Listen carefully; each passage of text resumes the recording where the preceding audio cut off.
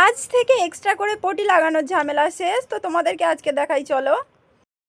Hello everyone, আমি রাখি চলে এসেছি আরও একটা নতুন টিপস নিয়ে। আজকে তোমাদের দেখাবো কুর্তির গলা পটি ছাড়াই কিভাবে তোমরা মুড়ে সেলাই করবে।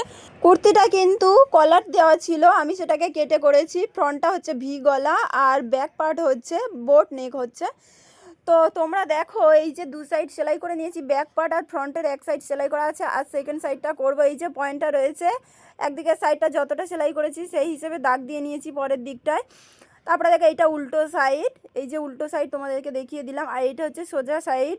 কাগজ একটা কেটে নেব আমি। এই যে রাউন্ড শেপ আছে, তোমরা যদি চাও কোনো জায়গায় রাউন্ড শেপ দেবে তাহলে কিন্তু কাগজ রাউন্ড শেপে কাটতে হবে, আর যদি চাও সোজা করে তাহলে সোজা করে কাগজ কাটতে হবে। মানে যেভাবে শেপ দেবে সেইভাবে কিন্তু কাগজ কাটতে হবে। আমি কিন্তু ভিগলা করব, তাই আমি সোজা করে কাগজ নিয়েছি। কাগজটা কিন্তু কুর্তির সোজা কাপড়ের দিকেই বসাবে, বসিয়ে এইভাবে 1/2 ইঞ্চি করে সেলাই দিয়ে নেবে।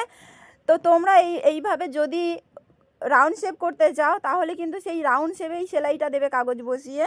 তো এইভাবে রাউন্ড শেপে সেলাই দেবে। আর আমি কিন্তু সোজা করেছি ভি গলা, তাই আমি সোজা শেপে সেলাইটা দিয়ে নিচ্ছি।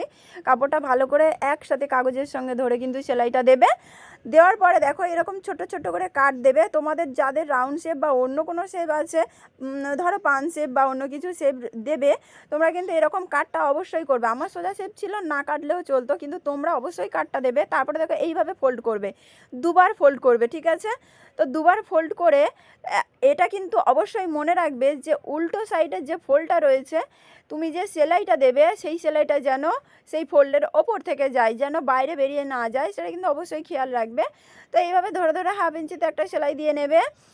ভালো করে ধরে ধরে তোমাদের যাদের রাউন্ড শেপ বা পান শেপ যে যাই হোক অন্য কোনো শেপ থাকলে সেটা কিন্তু ভালো করে ধরে ধরে আস্তে করে সেলাই করবে।